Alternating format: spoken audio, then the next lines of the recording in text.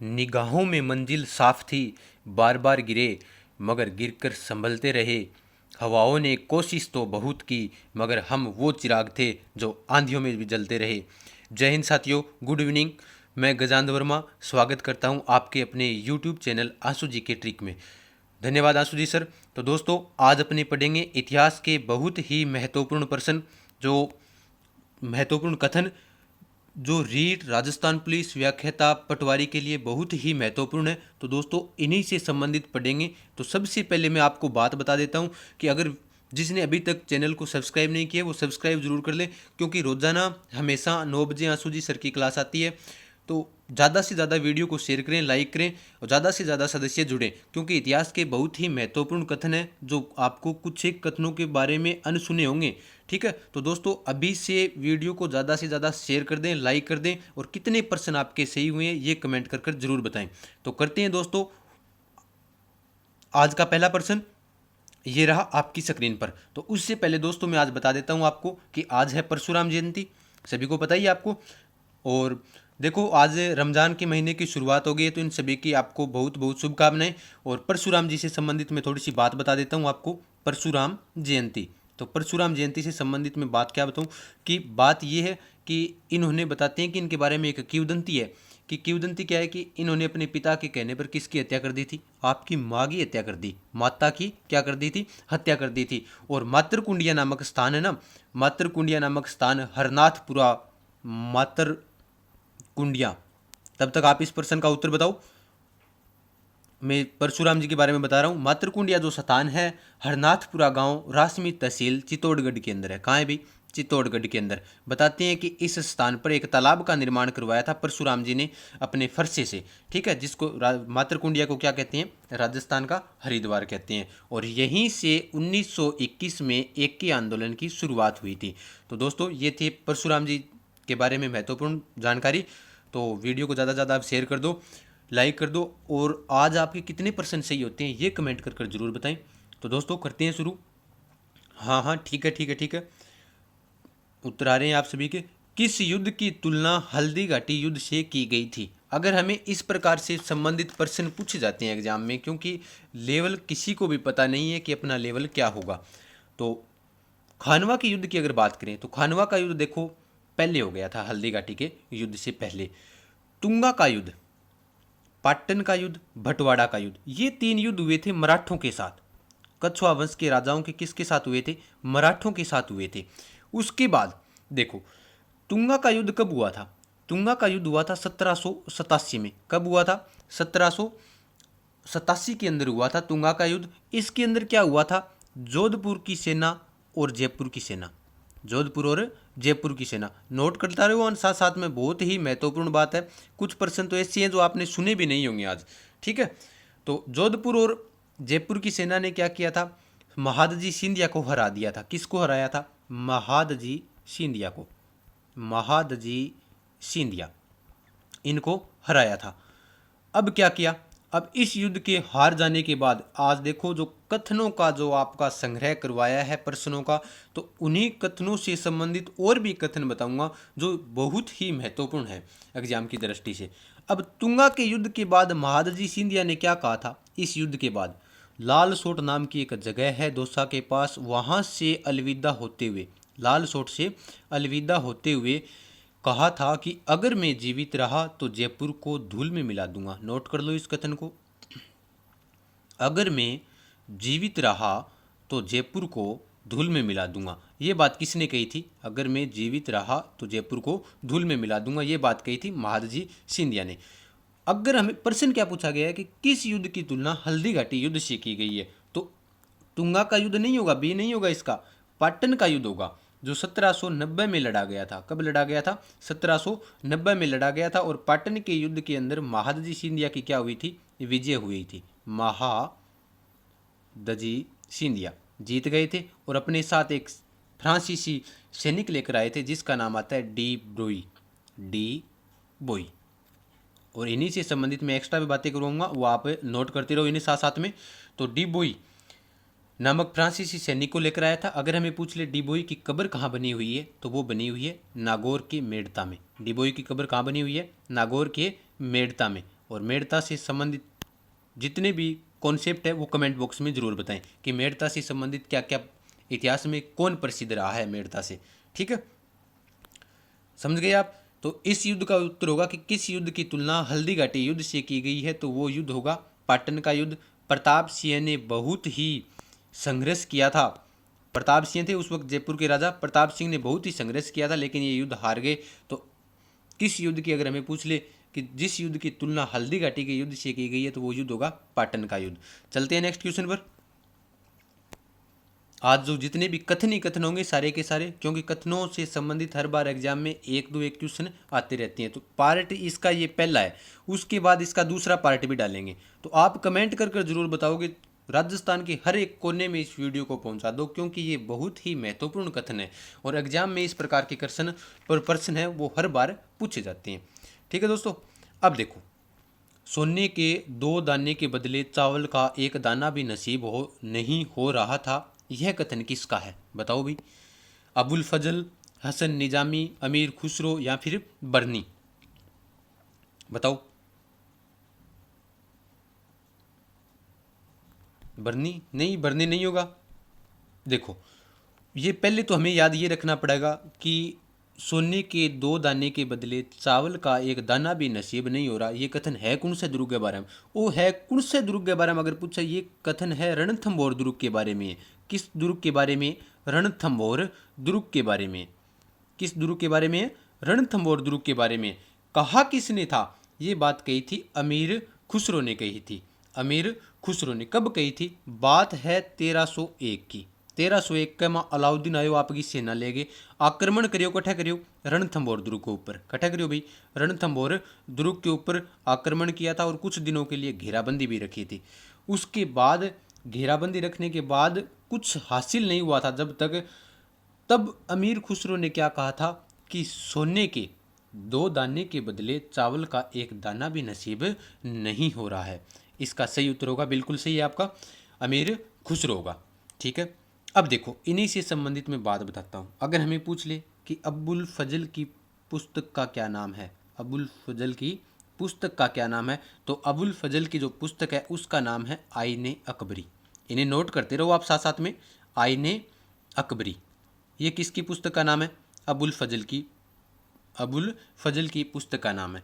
अगर हमें पूछ ले कि हसन निजामी की पुस्तक का क्या नाम है, तो हसन निजामी की पुस्तक है जिसका नाम है ताज उल मासिर। क्या नाम है?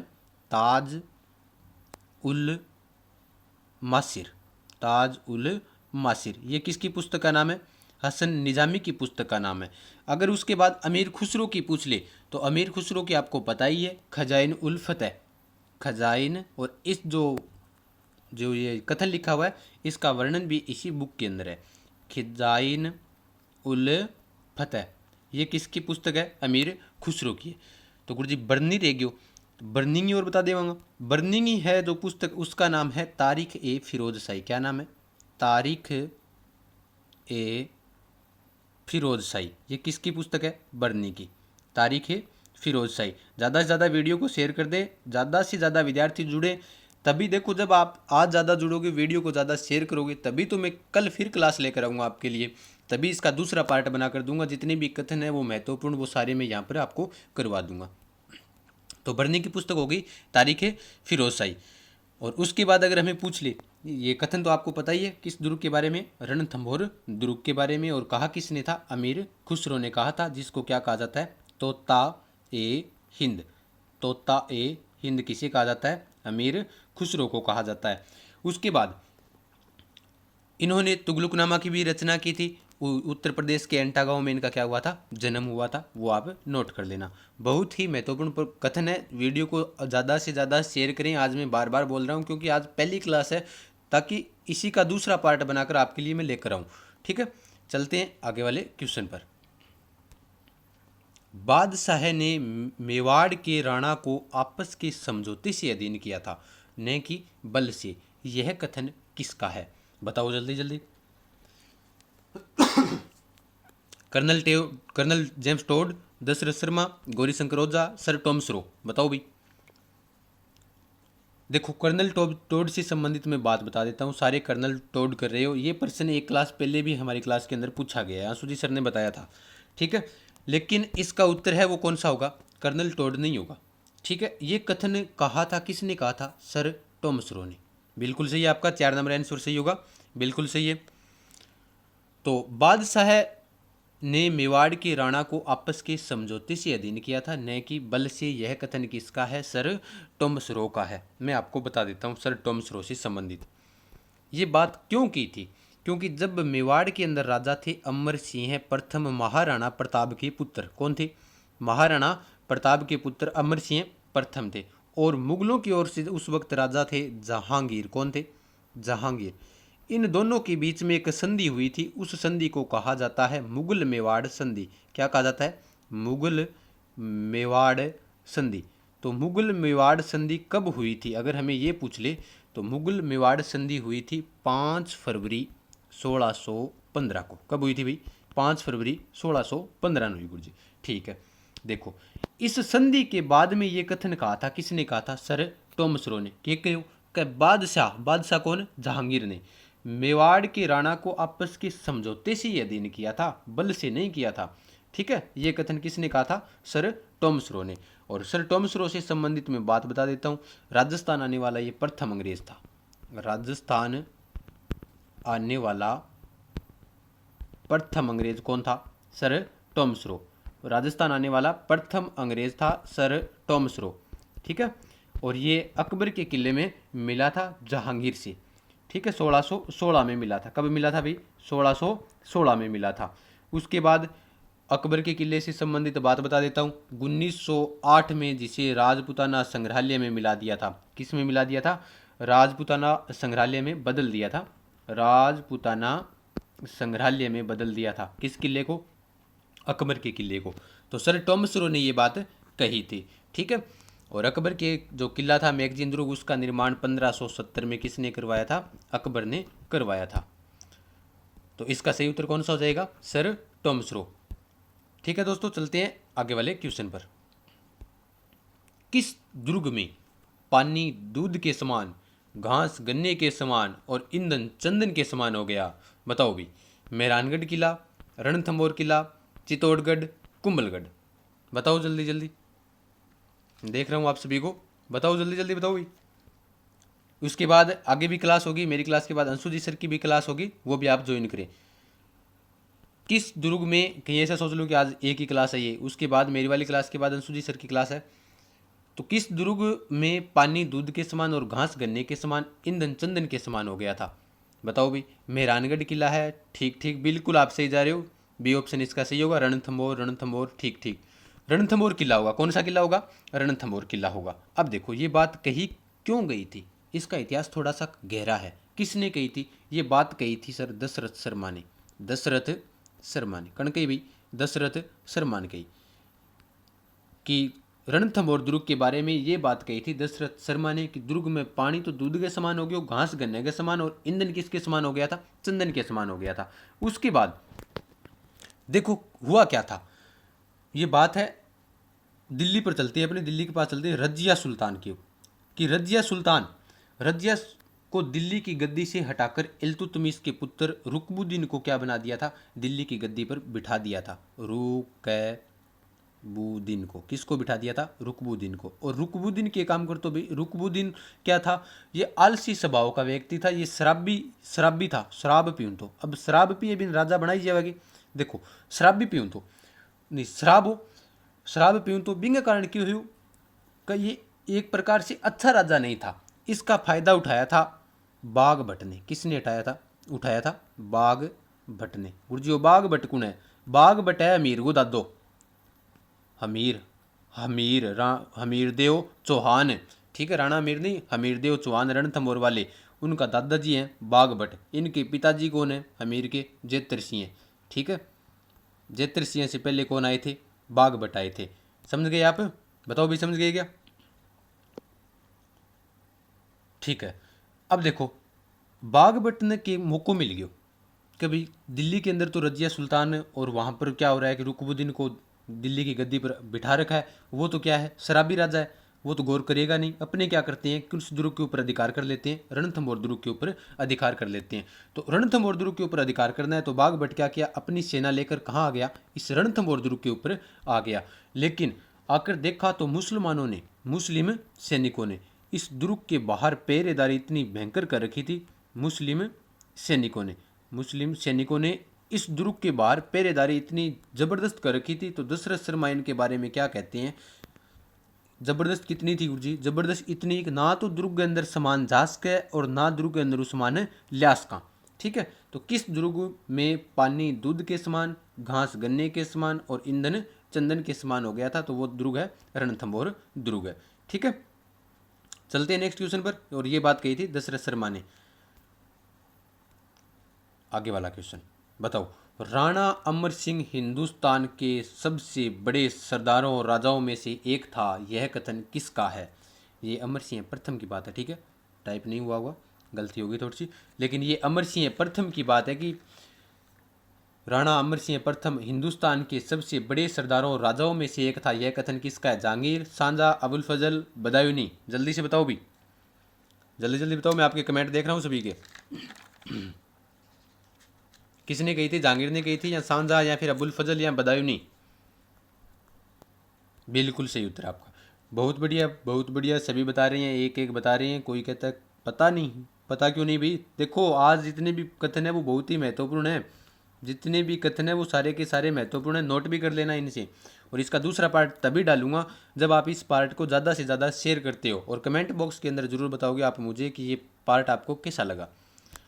देखो, राणा अमर सिंह हिंदुस्तान के सबसे बड़े सरदारों और राजाओं में से एक था, यह कथन था जहांगीर का।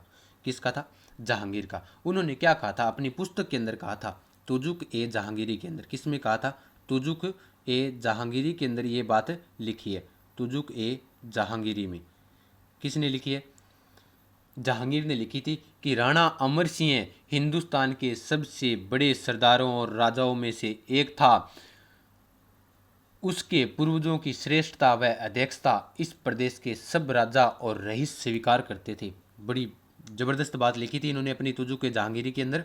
और तुजु के जहांगीरी के अंदर आपको पता ही होगा, तुजुक ए जहांगीरी, उसके अंदर जोधाबाई जो हरकाबाई का नाम है वो क्या नाम मिलता है, मरियम उज्जैमानी। मरियम उज्जैमानी, कमेंट करके बताओ मरियम की उपाधि किसने दी थी इसे, और उज्जैमानी की उपाधि किसने दी थी जोधाबाई को, उज्जैमानी। तुजु के जहांगीरी के अंदर इसका उल्लेख मिलता है। तो सभी कमेंट करके बताएंगे कि मरियम की उपाधि थी वो किसने दी थी और उज्जैमानी की उपाधि कण दी। ठीक है, बताइए। उसके बाद अपनी बात करें कि ये कथन तो जहांगीर का हो गया। तो जहांगीर से संबंधित आपको याद रखना है कि चित्रकला की दृष्टि से मुगलों का जो स्वर्णकाल था वो किसका था। चित्रकला की दृष्टि से स्वर्णकाल तो अगर पूछ ले तो वो जहांगीर का था। स्थापत्य कला की दृष्टि से पूछ ले, किसकी दृष्टि से, स्थापत्य कला की दृष्टि से, तो वो जो स्वर्णकाल था वो किसका काल था, सांझा का था। ठीक है, और 1632 में इन्होंने किसका निर्माण शुरू करवाया था, ताजमहल का निर्माण शुरू करवाया था। और बदायूनी और अबुल फजल, ये तो बदायूनी तो हल्दी घाटी के युद्ध के अंदर रहा था और ये अकबर के साथ रहता था अबुल फजल। ठीक है, तो ये कथन किसका हो गया, ये हो गया जहांगीर का। पूरा कथन आप लिख लो एक बार और, या फिर इसको वीडियो को बाद में दोबारा देख लेना आप। तो राणा अमर सिंह हिंदुस्तान के सबसे बड़े सरदारों और राजाओं में से एक था, उसके पूर्वजों की श्रेष्ठता व अध्यक्षता इस प्रदेश के सब राजा और रईस स्वीकार करते थे। सब राजा और रईस स्वीकार करते थे, ये बात जहांगीर ने कही थी। किस में कही थी, तुजु के जहांगीरी के अंदर कही थी। ठीक है, चलते हैं नेक्स्ट क्वेश्चन पर। मुगल बादशाह अपनी विजयों में से आदि के लिए राठौड़ों की 1 लाख तलवारों के अहसामंद थे, यह कथन किसका है, बताओ भाई। Dasharath Sharma, colonel James Tod, Gaurishankar और टॉमस रो। किसका कथन है बताओ, कि मुगल बादशाह अपनी विजयों में से आदि के लिए राठौड़ों की 1 लाख तलवारों के अहसामंद थे। बताओ भी किसका कथन है, जल्दी जल्दी बताओ। ठीक है ठीक है ठीक है, सभी का सही उत्तर आ रहा है। कर्नल जेम्स टोड ने कही थी ये बात। किसने कही थी, कर्नल जेम्स टोड ने, कि मुगल बादशाह अपनी विजयों में से आदि के लिए राठौड़ों की 1 लाख तलवारों के अहसामंद है। क्यों कही थी, देखो जितने भी मुगल बादशाह थे उन्होंने संबंध बनाए रखे थे, किससे बनाए रखे थे? राजपूतों से। और सबसे महान तो कौन हो गया था? अकबर हो गया था। अकबर ने क्या किया था? अकबर ने एक नीति का प्रयोग किया था, सुलह कुल नीति का। किस नीति का? सुलह कुल नीति। गुरजिया सुलह कुल नीति की वह सुलह कुल नीति होती है, या तो कोई राजा उसका मित्र बन जाए, अकबर का क्या बन जाए? मित्र बन जाए। अकबर को कहे तो मित्र बन जा, अगर मित्र न बने तो बिंगो क्या कर दे? बिंगो अकबर दमन कर दिया। तो आ नीति अपनाई। ठीक है। तो कर्नल जेम्स टोडिंग के बारे में एक बात कही गया कि मुगल बादशाह जितने भी युद्ध जीते थे उनमें आदि के लिए राठौड़ों की 1 लाख तलवारों के अहसामंद थे। ये बात कही थी कर्नल जेम्स टोड ने। ठीक है, चलते हैं नेक्स्ट क्वेश्चन पर। दिलवाड़ा के जैन मंदिर ताजमहल की, थोड़ा सा यहाँ पर मिसप्रिंट हुआ है, ताजमहल के बाद है। ठीक है। दिलवाड़ा के जैन मंदिर ताजमहल के बाद भारत की सर्वश्रेष्ठ इमारत है, यह कथन किसका है? Smith, colonel James Tod, Ferguson, Dasharath Sharma. Video को ज़्यादा से ज़्यादा शेयर कर दें और कमेंट करके बताएं आज आपके कितने % सही हुए और ये वीडियो कैसा है, या इसके अंदर जो प्रश्न है वो कैसे बने आज। ठीक है, ताकि हमारा हौसला बना रहे, हम तभी आपके लिए इसका दूसरा पार्ट लेकर आएंगे। ठीक है, तो अगर इन वीडियो से ज़्यादा शेयर करूँगा तो कथनों से संबंधित मैं दूसरा पार्ट आपके लिए लेकर आऊँगा। बताओ, ठीक ठीक ठीक ठीक, बिल्कुल नहीं, सिमत नहीं होगा। कुछ एक सिमत बता रहे हैं 1 नंबर, सिमत नहीं होगा। इनसे संबंधित मैं बता देता हूँ। दिलवाड़ा के जैन मंदिरों से संबंधित अगर बात करें तो इनकी तुलना ताजमहल से भारत से सर्वश्रेष्ठ इमारत है, ये बात किसने कही थी? ये बात कही थी कर्नल टोड ने कही थी। गुरुजी सिमत भी कही। सिमत ने क्या कहा था? देखो मैं बताता हूँ आपको। सिमत ने कहा था कि कारीगरी और सूक्ष्मता की दृष्टि से, कारीगरी और सूक्ष्मता की दृष्टि से, किसकी दृष्टि से? कारीगरी और सूक्ष्मता की दृष्टि से इन मंदिरों की क्षमता हिंदुस्तान की कोई भी इमारत नहीं कर सकती। ये बात कही थी। किसने कही थी? सिम्थ ने। कि अगर तुलना करें कि कारीगरी और सूक्ष्मता की दृष्टि से इन मंदिरों की तुलना हिंदुस्तान की कोई इमारत नहीं कर सकती, ये बात कही थी सिम्थ ने। लेकिन कर्नल जेम्स टोड ने इसके बारे में क्या कहा था? दिलवाड़ा के जैन मंदिरों के बारे में क्या कहा था? कि दिलवाड़ा के जैन मंदिर ताजमहल के बाद भारत की सर्वश्रेष्ठ इमारत है। ताजमहल के बाद होगा, के बाद भारत की सर्वश्रेष्ठ इमारत है, ये बात कही थी कर्नल जेम्स टोड ने। और इनके अलावा एक आपको मैं प्रश्न पूछता हूँ, कमेंट बॉक्स के माध्यम से जरूर जवाब देना कि कर्नल जेम्स टोड ने किस इमारत के बारे में कहा था कि मैंने राजस्थान में इतनी सुरक्षित व प्राचीन इमारत नहीं देखी। मैंने राजस्थान में इतनी सुरक्षित व प्राचीन इमारत नहीं देखी। ये कथनों का टेस्ट चल रहा है, तो कथनों से संबंधित मैं पूछ रहा हूँ। उस कमेंट बॉक्स में बताओ, मैंने राजस्थान में इतनी प्राचीन व सुरक्षित इमारत नहीं देखी। ये कथन किस इमारत के बारे में कर्नल जेम्स टोड ने कहा था? अब बात करें दिलवाड़ा के जैन मंदिर। देखो कहाँ पर है? आबू कहाँ पड़ता है? सिरोही में।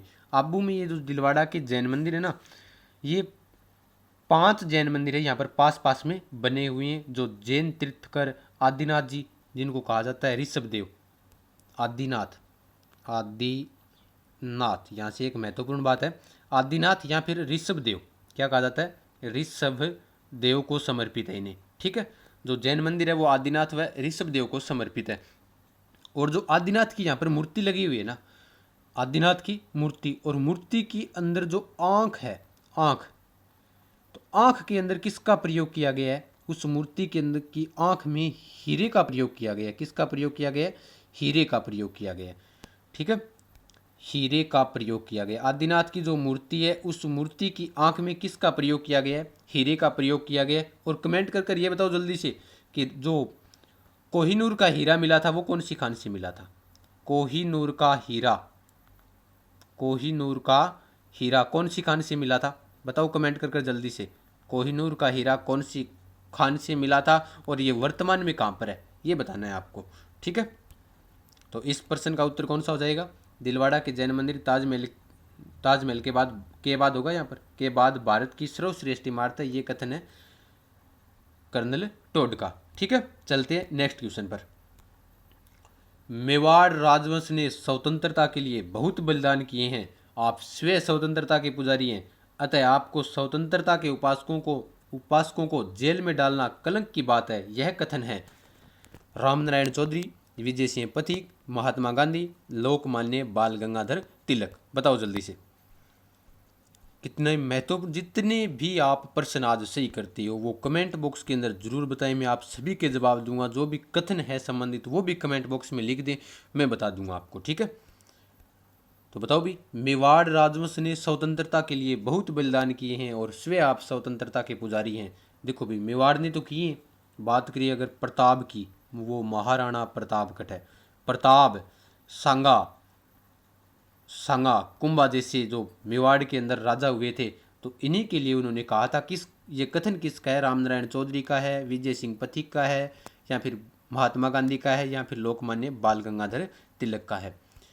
ठीक है, ठीक ठीक ठीक ठीक, सभी सही बता रहे हैं। ठीक है भाई, इसका उत्तर होगा लोकमान्य बाल गंगाधर तिलक होगा। देखो बात बताता हूँ मैं आपको, ये बात कब कही गई थी? ये कही गई थी बात बिजोलिया किसान आंदोलन में। कब कही गई थी? बिजोलिया किसान आंदोलन में। कब कही गई थी भाई? बिजोलिया किसान आंदोलन में। क्यों कही थी? देखो किसको कही थी? उस वक्त उदयपुर के महाराणा थे फतेह सिंह। कौन थे? फतेह सिंह। तो फतेह सिंह को अवगत करवाया था, ये लिखा था लोकमान्य बाल गंगाधर तिलक ने। देखो पहले पत्र किसने लिखा था? ये अगर हमें पूछ ले कि भाई पहले पत्र किसने लिखा था, तो पहले पत्र लिखा था पत्र पंथिक जी ने लिखा था। किसने लिखा था? पंथिक जी ने लिखा था। तो पंथिक जी ने जब ये पत्र लिखा था, किसको लिखा था? लोकमान्य बाल गंगाधर तिलक को लिखा था। और इन्होंने किसको लिखा था? फतेह सिंह को लिखा था। क्या लिखा था भाई? देखो लिखा तो यही था, मेवाड़ राजवंश स्वतंत्रता के लिए बहुत बलिदान किए हैं, आप स्वयं स्वतंत्रता के पुजारी हैं, अतः आपको स्वतंत्रता के उपासकों को जेल में डालना मेवाड़ इतिहास में कलंक की बात है। ये बात कही थी। किसने कही थी? लोकमान्य बाल गंगाधर तिलक ने कही थी। बात करें विजय सिंह पथिक की, तो विजय सिंह पथिक, इन्हीं से संबंधित एक पीछे व्याख्याता पर जो भर्ती हुई थी उसके अंदर प्रश्न पूछा गया था। एक तो ये ध्यान रखना, भारत में किसान आंदोलन की क्या ये जनक है? किसान आंदोलन के जनक कौन भी? विजय सिंह पथिक, जिनका मूल नाम भूप सिंह था। ठीक है, वो विजय सिंह पथिक। इन्हीं से संबंधित और क्या याद रखना है? पीछे जो एग्जाम में प्रश्न पूछा गया था वो ये था कि विजय सिंह पथिक किसके संपर्क में आने से क्रांतिकारी घटनाओं या जीवन की शुरुआत की थी, क्रांतिकारी घटनाओं में शामिल होना शुरू कर दिया था? बताओ भाई, संपर्क, किसके संपर्क में आने से?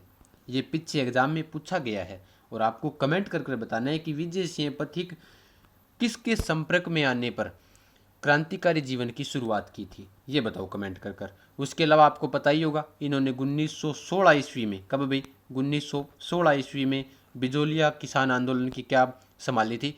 बागडोर संभाली थी। ठीक है, रामनारायण चौधरी की बात करें तो रामनारायण चौधरी विजय सिंह पथिक के कहने पर बेगू किसान आंदोलन की क्या की थी भाई? अध्यक्षता की थी। कौन सी किसान आंदोलन की? बेगू किसान आंदोलन की। बेगू किसान आंदोलन, बेगू किसान आंदोलन किसके कहने पर की थी? विजय सिंह पथिक के कहने पर की थी, रामनारायण चौधरी ने की थी।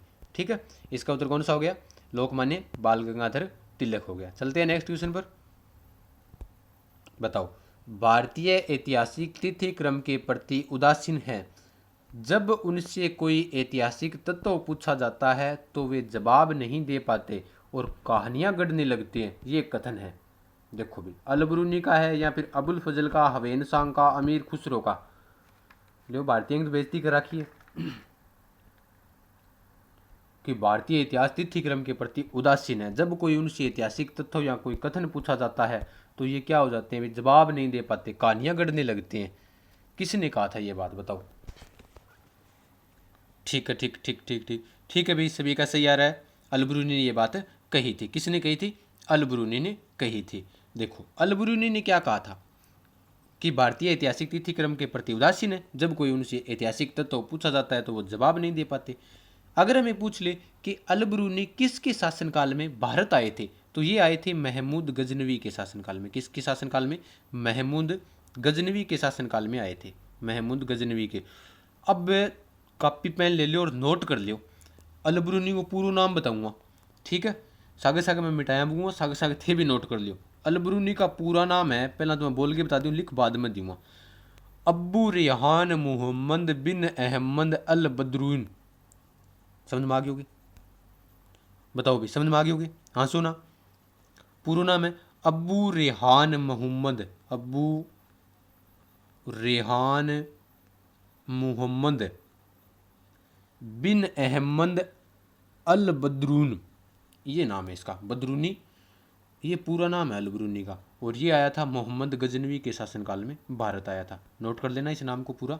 और उसके बाद अल बरूनी की अगर हमें पुस्तक पूछ ले कि इसकी पुस्तक कौन सी है, तो इसकी पुस्तक है किताब उल हिंद, किताब उल हिंद। वीडियो को आप ज़्यादा से ज़्यादा शेयर करें। आज जब आप ज़्यादा लाइव होंगे तो कल मैं इसी का दूसरा पार्ट लेकर आऊँगा। इन्हीं से संबंधित जो कथनों का जो महत्वपूर्ण संग्रह होता है ना, जितने भी कथन होते हैं वो बहुत ही महत्वपूर्ण होते हैं। तो ये कथन बहुत ही कम मिलेंगे आपको, यूट्यूब पर आज तक किसी ने नहीं करवाए हैं ऐसे कथन, इसीलिए हमारी टीम आपके लिए कुछ अलग दे रही है आपको। तो वीडियो को आप ज़्यादा से ज़्यादा शेयर करें, राजस्थान के हर एक कोने में पहुंचा दें, ताकि हमारा हौसला बना रहे। और कल मैं इसका दूसरा पार्ट या फिर परसों इसका दूसरा पार्ट डाल देंगे, ठीक है। चलते हैं आगे वाले क्वेश्चन पर। क्वेश्चन रहा, किस दुर्ग के बारे में कहा गया है कि इसे मानव ने नहीं बल्कि भूत प्रेतों ने बनाया है?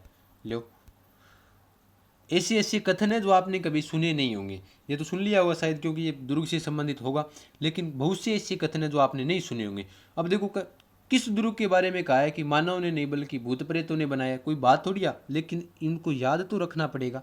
बानगढ़ की नहीं बात करा, बानगढ़ को कहते हैं भूतों का बानगढ़।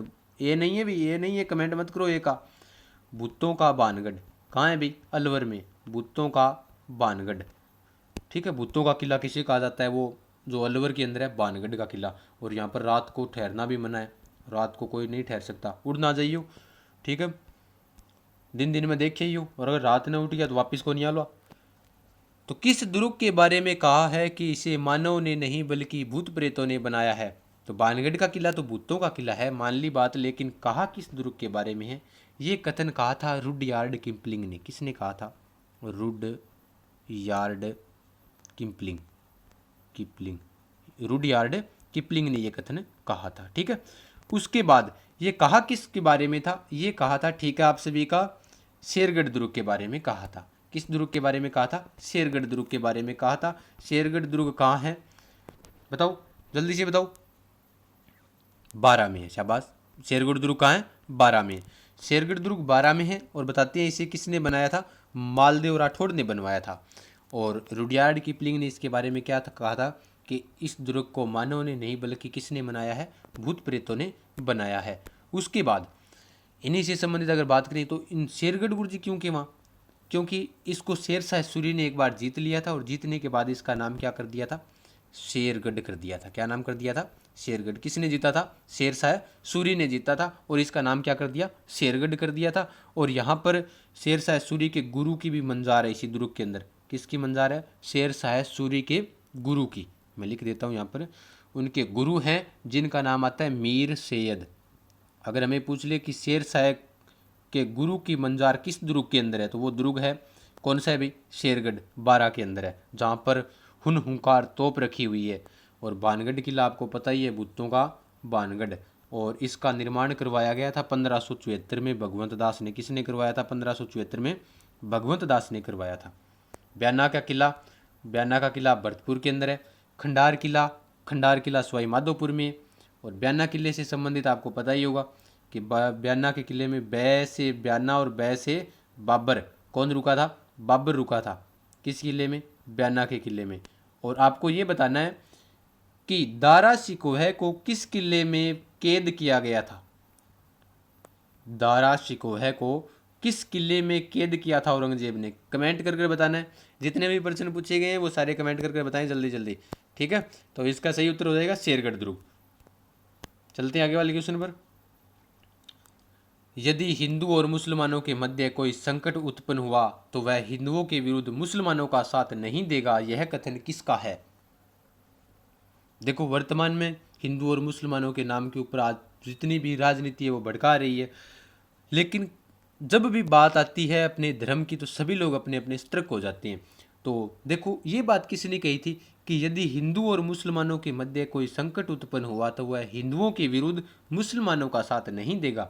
रघुनाथ सिंह, हनुमत सिंह, महाराजा भूपाल सिंह, अजीजुद्दौला। देखो, इनसे संबंधित जो बात है वो तो मैं आपको बता देता हूँ कि ये बात तो सारी की सारी एकीकरण के समय की है। कब की है? एकीकरण के समय की है। सारी घटनाएं एकीकरण के समय ही घटी थी। ये रघुनाथ सिंह थे, वो कहाँ के राजा थे? रघुनाथ सिंह थे जैसलमेर के राजा। हनुमत सिंह कहाँ के थे? जोधपुर के। कहाँ के थे? जोधपुर के। महाराजा भूपाल सिंह कहाँ के थे? उदयपुर के। उदयपुर के। अजीजुद्दौला कहाँ के थे? टोंक के। ठीक है। और रघुनाथ सिंह कहाँ के थे? जैसलमेर के। ठीक है, तो इन्हीं से संबंधित है। तो ये बात देख रहा हूँ। ठीक है, ठीक है, ठीक है, ठीक। हनुमत सिंह नहीं है भाई, दो तीन बच्चे हनुमत सिंह बता रहे हैं। हनुमत सिंह नहीं है, रघुनाथ सिंह होगा। रघुनाथ सिंह है। देखो, रघुनाथ सिंह है जैसलमेर के राजा। कहाँ के राजा है? जैसलमेर के राजा। अब बात की हुई गुरजिया, बात बता दे वहाँ की हुई। अब देखो कि जब जोधपुर नरेश जिन्ना के कहने पर पाकिस्तान के साथ समझौता करने को तैयार हो गया था, किसके कहने पर? मोहम्मद अली जिन्ना के कहने पर। मोहम्मद अली जिन्ना के कहने पर जब हनुमत सिंह पाकिस्तान समझौते के साथ तैयार हो गया था, तब हनुमत सिंह ने जाकर रघुनाथ सिंह को पूछा था, क्या तुम, जब मैं पाकिस्तान में मेरी रियासत मिलाऊंगा तो तुम मेरे साथ मिलोगे? तो रघुनाथ सिंह ने क्या कहा था कि यदि हिंदू और मुसलमानों के मध्य कोई संकट उत्पन्न हुआ तो वह हिंदुओं के विरुद्ध मुसलमानों का सहयोग नहीं देगा। समझ गए आप बात? बताओ भी, समझ गए क्या? एकीकरण के समय की बात है। हनुमत सिंह कहाँ मिलाना चाहता था? पाकिस्तान के अंदर लेकर जाना चाहता था अपनी रियासत को। ठीक है। उसके बाद क्या हुआ? हनुमत सिंह ने जाकर रघुनाथ सिंह को पूछा कि अगर मैं पाकिस्तान लेकर जाऊं तो क्या तुम मेरे साथ पाकिस्तान चलोगे? तब ये बात रघुनाथ सिंह ने कही थी। लिख लो, नोट कर लो इसी साथ साथ में। तब कही थी रघुनाथ सिंह ने कि हिंदू और मुसलमानों के मध्य कोई संकट उत्पन्न हुआ तो वह हिंदुओं के विरुद्ध मुसलमानों का साथ नहीं देगा। ठीक है। और इन्हीं बाद में बताते हैं कि हनुमत सिंह को जो माउंट बेटन थे और वीपी मेनन थे, ठीक है, रियासती विभाग के सचिव कौन थे? वीपी मेनन। इन्होंने समझा बुझा कर इन्हें क्या किया था? अपनी ओर मिलाया था। राजस्थान में इन्हें मिलाया था। चलते हैं नेक्स्ट क्वेश्चन पर। इसका एक नंबर ऑप्शन सही हो जाएगा, रघुनाथ सिंह। आगे वाला क्वेश्चन, बेटन ऐसे समय जहाज का संचालन संभाल रहे हैं जबकि जहाज समुद्र के बीच में है, उसमें बारूद भरा हुआ है और उसके ऊपरी भाग में आग लगी है, यह कथन किसका है? बताओ भाई। सुने हुए प्रश्न, ऐसा कथन सुने हुए क्या आपके? जल्दी जल्दी बताओ कमेंट कर कर। लॉर्डिस में है, एटली है, चर्चिल है या फिर वल्लभ भाई पटेल है? बताओ भाई। कि बेटन ऐसे समय जहाज का संचालन, जहाज पानी को नहीं है, ये सोच लो पानी जहाज का मैं, ये संचालन मतलब यहाँ के जब वो वायसराय बने थे ना, उनसे संबंधित बात है। बेटन ऐसे समय जहाज का संचालन संभाल रहे हैं जबकि जहाज समुद्र के बीच में है, उसमें बारूद भरा हुआ है और ऊपर आग लगी हुई है, यानी फिर भी गाड़ी चलाने ना रही है। अब बात करने की, देखो इटली से संबंधित बात करिए अपने। इटली अगर हमें याद रखना है, इटली एकीकरण के समय प्रधानमंत्री कौन थे इंग्लैंड के? इटली थे। ठीक है। चर्चिल अगर हमें पूछ ले कि इटली से पहले प्रधानमंत्री कौन थे, तो थे चर्चिल थे। देखो, एकीकरण से संबंधित मैं आपको बात बताता हूँ दो चार कि मैं एक मिनट यहाँ पर लिख देता हूँ कि 20 फरवरी 1947, नोट करते रहो इन्हें। 20 फरवरी 1947 ने ब्रिटिश संसद ने क्या किया था? ब्रिटिश संसद ने घोषणा कर दी थी कि जून 1948 तक, कब भाई? जून 1948 तक, जून 1948 तक भारत की राजसत्ता किसको दे दी जाएगी? भारतीयों को दे दी जाएगी। भारत की राजसत्ता किसको दे दी जाएगी? भारतीय लोगों को दे दी जाएगी, भारतीय लोगों को। तो इससे नाराज हो गए कौन भी? इससे नाराज हो गए लॉर्ड ईस्म। ईस्म जो नाम है ना, लॉर्ड ईस्म, ये इनसे थोड़े नाराज हो गए। इन्होंने क्या किया कि अपना जो त्याग पत्र था वो दे दिया। 24 मार्च 1947 को त्यागपत्र दे दिया। नहीं सॉरी, इनसे पहले कि बेटन से पहले अगर हमें वाइसराय पूछ ले तो वो थे वेबेल, वेबेल या लॉर्ड वेबेल या फिर वेबेल, ठीक है। इन्होंने त्यागपत्र दिया था। इन्होंने क्या किया, ये बात इन्हें पता चला कि भी ब्रिटिश संसद ने घोषणा कर दी है कि भी भारतीयों की जो राजसत्ता है वो भारतीयों को सौंप दी जाएगी, तो इन्होंने क्या किया, अपना त्यागपत्र दे दिया। और 1947 को, और शासन किसने संभालना शुरू कर दिया, माउंट बेटन ने। तब इन्होंने लॉर्ड इस्मे ने ये बात कही थी कि बेटन ऐसे समय जहाज का संचालन कर रहे हैं जहाँ जहाज तो समुद्र के बीच में है, उसमें बारूद भरा हुआ है और उसके ऊपर आग लगी हुई है। यह कथन किसका था, तो यह कथन था लॉर्ड इस्मे का था। और इन्हीं से संबंधित मैं बता चुका हूँ, एटली एकीकरण के समय प्रधानमंत्री थे, मजदूर दल की इनकी सरकार बनी थी और चर्चिल इनसे पहले थे। और सरदार वल्लभ भाई पटेल की तो बात ही अलग है, ये तो लोहा पुरुष सरदार वल्लभ भाई पटेल रियासती विभाग के क्या थे, अध्यक्ष थे। रियासती विभाग के एकीकरण के समय क्या थे, अध्यक्ष थे। विभाग के अध्यक्ष कौन थे, सरदार वल्लभ भाई पटेल। समझ में आ गया क्या, बताओ भी, ये प्रश्न समझ में आ गया क्या, जल्दी से बताओ, फिर आगे चलते हैं। देखो ये बता दिया मैंने कि बेटन ऐसे समय जहाज का संचालन संभाल रहे हैं जबकि जहाज समुद्र के बीच में और उसमें क्या भरा हुआ है, बारूद भरा हुआ है, ठीक है। तो ये लॉर्ड इसमें हो जाएगा, ये एकीकरण से संबंधित ये सारी बातें हैं। जहां पित्तल का बर्तन होता है वहीं बिजली गिरती है और राजा का चेहरा डर के मारे पीला पड़ जाता है। यह कथन किस राजा के बारे में है, महाराणा प्रताप, हमीर देव, मालदेव, रावल रतन सिंह। बताओ भाई किस राजा के बारे में ये कथन कहा गया है। देखो कथन कितना जोर को है, जहां पित्तल का बर्तन होता है उसी पर बिजली गिरती है और राजा का चेहरा डर के मारे पीला पड़ गया, यह कथन किसका है बताओ। देखो महाराणा प्रताप तो कभी डरे ही नहीं थे, ठीक है। मेवाड़ केसरी जिन्हें कहा जाता है, ठीक है, हल्दी घाटी का जिसे शेर कहा जाता है वो महाराणा प्रताप, ठीक है। तो महाराणा प्रताप का तो कभी चेहरा पीला पड़ा ही नहीं। उसके बाद राव मालदेव की बात करें तो मालदेव भी इतने ज़्यादा युद्ध तो लड़े थे, लेकिन जब भी कोई विपदा आई थी, जिस प्रकार से देखो गिरी सुमेल का युद्ध हुआ था पहले, उसके बाद गिरी सुमेल के युद्ध के अंदर ये मैदान छोड़कर भाग गए थे। रावल रतन सिंह से संबंधित ऐसी कोई बात घटना घटित हुई है क्या बताओ। या फिर हमीर देव, देखो मैं बताता हूँ, हमीर देव चौहान तो क्या थे, हट्टी बादशाह थे, इनका चेहरा पीला नहीं पड़ता था, लेकिन रावल रतन सिंह का पड़ गया था। किस प्रकार पड़ गया था, बात है 1303 की। कब की बात है, 1303 की। अलाउद्दीन ने आक्रमण किया था कौन से दुर्ग के ऊपर, चित्तौड़ के दुर्ग के ऊपर, ठीक है। चित्तौड़गढ़ का प्रथम शाखा और राजस्थान का दूसरा शाखा हुआ था ये, ठीक है। तो रतन सिंह को क्या किया कि रतन सिंह को बंदी बना लिया था, बांधने से क्या किया, बंदी बना लिया। और बंदी बनाकर बताते हैं कि पूरे शहर में घुमाया, ठीक है। कोई कहता है कि जैसे दशरथ शर्मा कहते हैं कि बंदर की भांति एक शहर से दूसरे शहर में रावल रतन सिंह को घुमाया था। तो इन्हीं से संबंधित ये कथन है। और ये बात कहते कौन है, अगर हमें पूछ ले कि ये कथन किसका है, ये कथन है डॉक्टर ओझा का।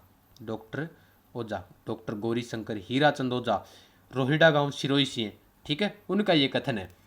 किस राजा के बारे में, रावल रतन सिंह के बारे में। और चित्तौड़गढ़ के साक्य के बाद अलाउद्दीन खिलजी ने यहाँ का नाम चेंज कर दिया था, चित्तौड़गढ़ का खिजराबाद कर दिया था। क्या नाम कर दिया था, खिजराबाद। और अपने पुत्र खिजर खां को सौंप दिया था। किसे सौंप दिया था, खिजर खां को सौंप दिया था, ठीक है। तो इसका सही उत्तर हो जाएगा रावल रतन सिंह। कैसा कैसा लगा भी आज का पेपर आपको, बताओ भी जल्दी जल्दी कमेंट करके, कितने पर्सन आज आप सही कर रहे हो सभी बताना। एक प्रश्न और, ये देखो, किस राजा ने सौभूमि ध्वस नीति का अनुसरण किया था बताओ। राणा कुंभा, पृथ्वीराज चौहान, या फिर सवाई जयसिंह, या फिर महाराणा प्रताप। बताओ किस राजा ने सौभूमि ध्वस की नीति का अनुसरण किया था। देखो मैं बता देता हूँ, राणा कुंभा, ठीक है ठीक है ठीक है, सभी का 4 नंबर आ रहा है। ये कथन कैसे लग रहे हैं आपको, कैसे लगे ये कमेंट में ज़रूर बताएं। मैं आपको ये बात तीसरी चौथी बारी बोल रहा हूँ क्योंकि इसका दूसरा पार्ट और डाल दूंगा मैं। जितने भी राजस्थान की महत्वपूर्ण कथन है जो आपने नहीं सुने होंगे, ऐसे भी कथन लेकर आएंगे तो वो कथन मैं आपको करवा दूंगा, ठीक है। तो इसका सही उत्तर होगा, ठीक है, आपका महाराणा प्रताप, क्योंकि ये क्वेश्चन करवाया हुआ था अंशु जी सर का। देखो सौभूमि ध्वस नीति होती क्या है, ये नीति होती है कि भी महाराणा प्रताप ने अपनाई थी। मुगलों की चौकियां स्थापित कर रखी थी मेवाड़ में, मेवाड़ में क्या कर रखी थी, मुगलों ने चौकियां स्थापित कर रखी थी। तो चौकियां कितनी थी, 36 चौकियां थी। कितनी थी, 36, जिनको दिवेर के युद्ध के बाद महाराणा प्रताप ने जीत लिया था। तो हुआ क्या था कि 100 भूमि ध्वस नीति क्या होती है, नोट करो आप इसे, कि मुगल थानों के आसपास की जो भूमि थी वहां पर किसानों ने अन्न उगाना क्या कर दिया, मना कर दिया। किसानों ने अन्न उगाने से मना कर दिया, अन्न उगाने से मना कर दिया। और मुगल सैनिक क्या हुए, भूखे मरने लगे, मुगल सैनिक भूखे मरने लगे। और यही नीति कौन सी होती है, 100 भूमि ध्वस नीति होती है। और ये अपनाई किसने थी, महाराणा प्रताप ने अपनाई थी। चलते हैं नेक्स्ट क्वेश्चन पर। मारवाड़ में किस राजा का उतना ही महत्व है जितना कि मेवाड़ में प्रताप व सांगा का है, बताओ भाई। मारवाड़ में किस राजा का उतना ही महत्व है जितना कि मेवाड़ में प्रताप व सांगा का। मालदेव, चंद्रसेन, जसवंत सिंह राव जोधा, जल्दी बताओ जल्दी बताओ। चंद्रसेन नहीं होगा, चंद्रसेन बता रहे हैं कुछ, चंद्रसेन नहीं होगा, क्योंकि चंद्रसेन को कहा जाता है प्रताप का अग्रगामी, राजस्थान का भुल्ला मिश्रा राजा। ठीक है, भुल्ला मिश्रा राजा से संबंधित याद आया, कमेंट करके बताना कि चंद्रसेन को भुल्ला मिश्रा राजा क्यों कहा जाता है, क्यों कहा जाता है भाई, कमेंट करके बताना चंद्रसेन को भुल्ला मिश्रा राजा क्यों कहा जाता है, पूछा गया एग्जाम में प्रश्न है। तो मारवाड़ में उतना ही महत्व है जितना कि मेवाड़ में महाराणा प्रताप व सांगा का था। तो ये कथन है मालदेव का। देखो, मालदेव से संबंधित बात बता देता हूँ मैं सारी। तो मालदेव ने हुमायूं, गुजरात के बहादुर शाह, दिल्ली के शेर शाह सूरी, दिल्ली के शेर शाह सूरी, उसके अलावा इनका सामना किया था। शेर शाह सूरी का किया था, हुमायूं का किया था, बहादुर शाह का किया था, बहादुर शाह का सामना किया था। उसके अलावा उन्होंने नागौर पर भी विजय प्राप्त की थी। कहाँ पर की थी, एक नागौर पर विजय प्राप्त की थी, अजमेर पर की थी। मालदीव की विजयों की बात कर रहा हूँ मैं। अजमेर को भी जीता था इन्होंने, अजमेर पर आक्रमण किया था। उसके बाद जालोर को भी इन्होंने जीता था, जालोर पर भी आक्रमण किया था। मालदेव वही है जिसको 52 युद्धों का क्या कहा जाता है, विजेता कहा जाता है। उसके अलावा बीकानेर के ऊपर भी मालदेव ने क्या किया था, आक्रमण किया था। जो युद्ध हुआ था साहिबा पाहिबा का युद्ध, जिसके अंदर जेस सिंह मारा गया था। इसलिए मारवाड़ में मालदेव का उतना ही महत्व है जितना कि मेवाड़ में प्रताप व सांगा का था। ठीक है, चंद्रसेन नहीं है। चंद्रसेन हालांकि अधीनता स्वीकार नहीं की थी अकबर की, लेकिन इतना महत्व नहीं है जितना प्रताप और सांगा का है। तो उतना महत्व किसका है, मालदेव का है। 52 युद्धों का विजेता, जिसे हिंदुस्तान का हसमत वाला राजा कहा है, बदायूं ने भारत का महान पुरुषार्थी राजकुमार कहा है, फरिश्ता ने उसे हिंदुस्तान का शक्तिशाली राजा कहा है। ठीक है, तो ये वही मालदेव है जिसी के समय मारवाड़ चित्रशैली का उद्भव हुआ था। तो मैं उस मालदेव की बात कर रहा हूँ। तो मारवाड़ के किस राजा का उतना ही महत्व है जितना कि मेवाड़ के प्रताप व सांगा का, तो वो उत्तर हो जाएगा इसका मालदेव। चलते हैं नेक्स्ट क्वेश्चन पर। ये लो, सुल्तान युद्ध में सुल्तान के शरीर पर अपनी तलवार के उतने ही घाव के लिए प्यासे हैं जितनी मोहरें उसने मांगी थी। बताओ किसका कथन है, महाराणा प्रताप ने कहा था, या फिर सांगा ने कहा था, पृथ्वीराज चौहान ने कहा था, या फिर हमीर ने कहा था, किसने कही थी ये बात, ये कथन किसका है, बताओ जल्दी जल्दी। देखो, महाराणा प्रताप से संबंधित बात बता देता हूँ। तो महाराणा प्रताप से ऐसा किसी ने नहीं कहा था कि आप हमें इतनी सोने की या फिर मोहरें दे दो, इस प्रकार से संबंधित प्रताप को भी नहीं कहा था, ना कहा था सांगा को। पृथ्वीराज चौहान की बात करें तो चौहान से संबंधित, देखो गोरी के बाद, दूसरे युद्ध के बाद ये हार गया था गोरी से, तराइन के। ठीक है, क्यों हार गया था, क्योंकि पृथ्वीराज चौहान गोरी को दीवाना हो गया, ये गोरी को नहीं, बी गोरी को, शिवंगिता को। ठीक है, शिवंगिता का दीवाना हो गया था, जिसकी वजह से ये युद्ध हार गया था और भारत में निर्णायक युद्ध साबित हुआ था, तराइन का द्वितीय युद्ध। तो बंच गया कौन, बंच गया हमीर। कई किसको थी ये बात, हमीर तो हट के लिए प्रसिद्ध था। तो अमीर ने ये बात कही थी अलाउद्दीन खिलजी को। किसको कही थी, अलाउद्दीन खिलजी को कही थी। ठीक है, उसके बाद देखो, अलाउद्दीन खिलजी ने, हमीर महाकाव्य के अनुसार पता चलता है कि अलाउद्दीन खिलजी ने, हमीर महाकाव्य से क्या पता चलता है कि अलाउद्दीन खिलजी ने उलुम खां को भेजा था हमीर के साथ संधि करने के लिए। तब इन्होंने कहा था कि आप मुझे, यानी 300-400 घोड़े मांगे थे, 4 हाथी मांगे थे, तो इस प्रकार से मांगे थे। कोई कहता है, जैसे दशरथ शर्मा कहते हैं कि इन्होंने कुछ सोने की अशरफियाँ भी मांगी थी, सोने की अशरफियाँ यानी सोने की मोहरें मांगी थी। उसके अलावा दशरथ शर्मा ये भी कहता है कि संधि में ये भी कहा था अलाउद्दीन खिलजी ने हमीर को कि अगर तू तेरी पुत्री का विवाह मेरे साथ कर देगा तो मैं तुझ पर आक्रमण नहीं करूँगा। ये बात दशरथ शर्मा कहता है इस संधि के अनुसार। उलूम खां आया था, तब हमीर ने वापिस उसे जाते हुए कहा था कि तेरे सुल्तान को जाके बोल दी कह देख बिन युद्ध भूमि माजिया, क्या युद्ध में सुल्तान के शरीर पर मैं मेरी तलवार से उतने ही घाव के लिए मैं प्यासा हूँ जितनी उसने मोहरें मांगी है। यहाँ मान लो अगले जो 5,000 मोहर मांगी है तो 5,000 घाव करूँगा अलाउद्दीन खिलजी के। अब बात करने गई अमीर कही, ठीक है, समझ गया बात के। उलूम खां को भेजा था संधि के लिए किसने भेजा था? अलाउद्दीन खिलजी ने। आगे वाला क्वेश्चन, जिस वन में गजेंद्र गिंडे और शुक्र राह भूलकर भी नहीं जाते उसी वन में आज गिद्दड़ बड़ी तत्परता से उत्पात मचा रहा है, यह कथन किसका है? सूर्यमल मिश्रण, बिहारी जी और नैणसी या फिर बाकीदास? बताओ भी किसका कथन है ये, जल्दी से बताओ। कि जिस युद्ध में गजेंद्र गेंडे शुक्र राह भूलकर भी नहीं जाते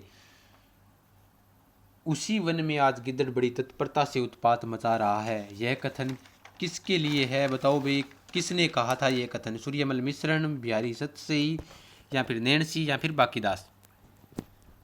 अगर बात करें बिहारी की, बिहारी थे सवाई जय सिंह के दरबार में। किसके दरबार में थे?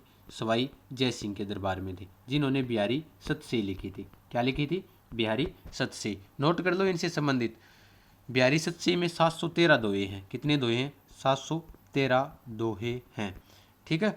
और बताते हैं बिहारी जब एक एक श्लोक बोलता था, यानी श्लोक जब भी अपनी पंक्ति बोलता था तो सवाई जय सिंह ने एक एक सोने की मुद्रा देता था बिहारी को, ये भी सुनने में आता है।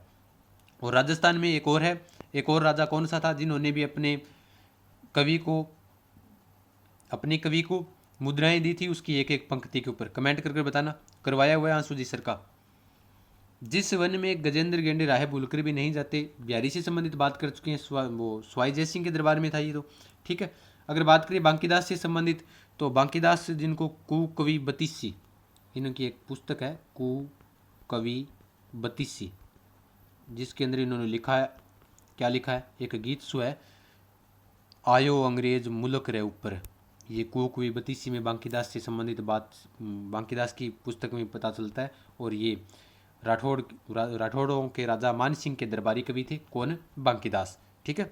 अब बंचियो गुण बिहारी की बात, नैणसी जी जिन्होंने मारवाड़ रा परगनारी विगत नैणसी री ख्यात लिखी थी, जसवंत सिंह के दरबार में थे, ये तो नैणसी हो गए। सूर्यमल मिश्रण किसके दरबार में थे? सूर्यमल मिश्रण बूंदी के राजा राम सिंह के दरबार में थे। किसके दरबार में थे? राम सिंह के दरबार में थे। इन्होंने ये बात लिखी थी, किसके लिए लिखी थी? अंग्रेजों के लिए लिखी थी, क्योंकि अंग्रेज क्या ले रहे थे? कर ले रहे थे बहुत ज़्यादा, तो कर ले रहे थे, तो इनके लिए ये बातें इन्होंने लिखी थी। जिनकी रचना है सूर्यमल मिश्रण की रचना वंश भास्कर वीर सतसई है। वंश भास्कर वीर सतसई किसकी रचना है? सूर्यमल मिश्रण की है। और इन्हीं से संबंधित एक आपको दोहा भी याद आता होगा सूर्यमल मिश्रण से, इलाह न देनी आपनी हालरिया हुलुराए, पूछ सिखावे पालने मरण बढ़ाई माए। वो भी किससे संबंधित है? सूर्यमल मिश्रण से संबंधित है। ये कथन थे आज के बहुत ही महत्वपूर्ण, तो इनको आप ज़्यादा से ज़्यादा शेयर करो, ठीक है। यदि औरंगजेब मंदिरों को तोड़ देगा तो मैं मस्जिदों को तोड़वा दूंगा, यह कथन किसका है? देखो कितना बढ़िया कथन है कि औरंगजेब एक बार मूर्ति विरोध नीति को ले गए होगे। बिंग बादगमा बोलियो हिंदुओं के मंदिर तुड़वाने आरंभ कर दिए थे इसने। किसने? हिंदुओं के मंदिर तुड़वाने आरंभ कर दिए थे औरंगजेब ने। तो एक हिंदू राजा ने कहा था कि मैं अगर औरंगजेब मंदिरों को तोड़ेगा तो मैं मस्जिदों को तुड़वा दूंगा। तो किसने कहा था? बताओ भाई जल्दी जल्दी। शाबाश, गुड, ठीक है, जसवंत सिंह ने कहा था, क्योंकि ये प्रश्न था वंशु जी सर ने करवाया था पहले भी। आप वीडियो जिन्होंने देखा है तो उन्होंने सभी ने सही किया ये क्वेश्चन। तो ये कथन है जसवंत सिंह का। और जसवंत सिंह से संबंधित, क्योंकि जसवंत सिंह का भविष्य आशंकापूर्ण हो गया था। क्यों हो गया था? क्योंकि धर्मत के युद्ध में इसने किसकी सहायता की थी? दारा शिकोह की सहायता की थी धर्मत के युद्ध में। तो औरंगजेब मंदिरों को तोड़ेगा तो मैं मस्जिदों को तुड़वा दूंगा, ये बात कही थी जसवंत सिंह ने। राजसिंह भी, ये राजसिंह ना ये मेवाड़ के हैं, ये भी प्रबल विरोधी थे, ठीक है। राजसिंह भी प्रबल विरोधी थे, जजिया कर का विरोध किया था। औरंगजेब के विरोधी होने के कारण यही थे कि जजिया कर का विरोध किया था। और एक महत्वपूर्ण बात थी चारुमती के साथ शादी कर ली। चारुमती के साथ शादी कौन करना चाहता था? औरंगजेब। लेकिन कर कर कौन आ गया? राजसिंह, क्योंकि चारुमती प्रेम करती थी राजसिंह से। ठीक है, तो इसका सही कथन कौन सा हो जाएगा? उत्तर सही हो जाएगा जसवंत सिंह। चलते हैं नेक्स्ट क्वेश्चन पर। तुम तो तीर चलाते जाओ, चाहे जिस पक्ष के राजपूत मारे जाएं, इस्लाम को तो लाभ ही होगा, यह कथन किसका है? बताओ भी। बदायूनी, अबुल फजल, आसफ खां, मियत्तर खां। तुम तो तीर चलाते जाओ, राजपूत मरना चाहिए, मरावत भी नहीं, इस्लाम ने लाभ होगा, कण किसका बात? देखो ये बात मियत्तर खां से संबंधित अगर बात करें, नहीं 4 नंबर नहीं होगा, मैं इनसे संबंधित बात बता रहा हूँ। मियत्तर खां ने तो झूठी अफवाह फैलाई थी हल्दी घाटी के युद्ध में। झूठी अफवाह के फैलाई? अब झूठ बोला आदमी शो केस के क्या बात? कौन केस का? झूठी अफवाह फैलाई। झूठी अफवाह के फैलाई बोले अकबर क्या लेकर आ रहा है? सेना लेकर आ रहा है। किसने फैलाई थी हल्दी घाटी के युद्ध में? मियत्तर खां ने। उसके बाद बदायूनी की बात करें तो बदायूनी की पुस्तक है मुंतखब उत तवारीख। मुंतखब उत तवारीख। क्या पुस्तक का नाम क्या है? मुंतखब उत तवारीख। और बताते हैं बदायूं ने हल्दी घाटी युद्ध के बाद में अपनी दाढ़ी को राजपूतों के खून से रंगा था।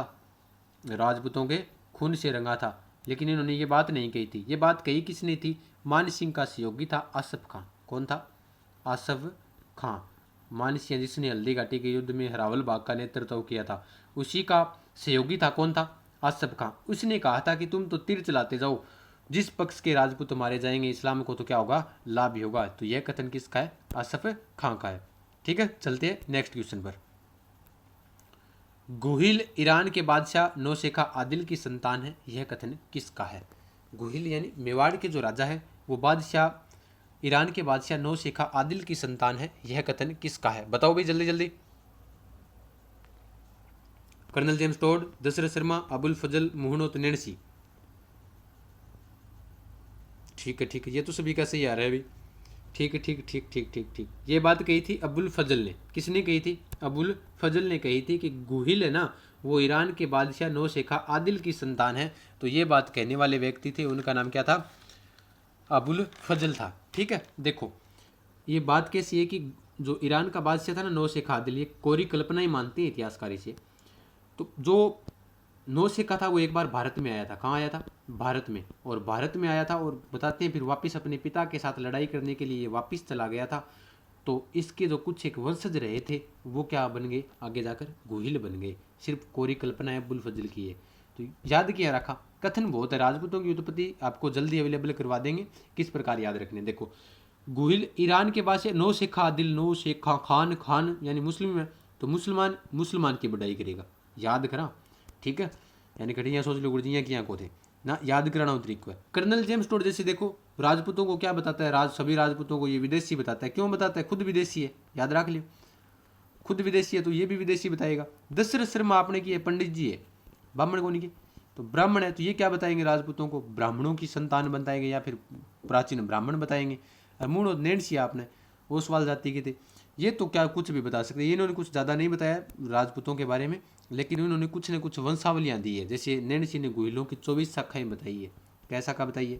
24 शाखा बताई है। तो इस प्रश्न का सही उत्तर होगा वो कौन सा होगा? अबुल फजल। गुहिल ईरान के बादशाह नौशेखा आदिल की संतान है, ये कथन है अबुल फजल का। देखो दोस्तों कैसा लगा आपका आज का वीडियो? कमेंट कर कर जरूर बताएं। इसका दूसरा पार्ट लेकर आना है या नहीं आना है ये भी बताएं आप। और इन जो जितने भी महत्वपूर्ण मैंने आज ये प्रश्न जो कथन करवाए हैं पूरे राजस्थान में भेज दो, ताकि मेरा और हमारी टीम का भी हौसला बना रहे कि हम भी आपके लिए ऐसे ही वीडियो अवेलेबल कराते रहें। तो दोस्तों ज़रूर बताना। और अभी अंशु जी की क्लास होने वाली है, वो भी आप ज्वाइन कर लें, ठीक है। तो कैसा लगा आज का ये हमारा प्रश्न पत्र, कैसा है? पूर्ण जो प्रश्न पूछे वो कमेंट करके मुझे जरूर बताएं। अंशु जी वाली क्लास ज्वाइन करें, ठीक है। और समझ में आया या नहीं आया आज वाला प्रश्न पत्र, ये भी मुझे कमेंट करके जरूर बताएं, ताकि मैं सभी के कमेंट देख लूँगा और आगे भी वीडियो डाल दूँगा, ठीक है। तो चला फिर, ठीक है, गुड नाइट।